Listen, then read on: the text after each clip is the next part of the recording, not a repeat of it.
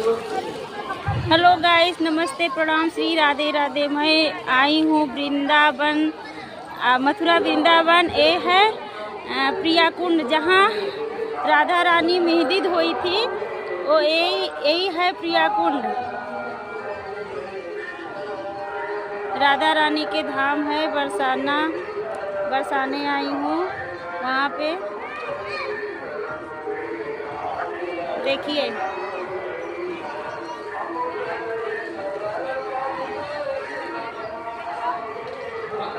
ये है प्रिया कुंड। राधा रानी ने, यशोदा माता ने मेहंदी लगा दिया था। यशोदा माता मेहंदी धोई थी, तो यहाँ इसका नाम पड़ा है प्रिया कुंड।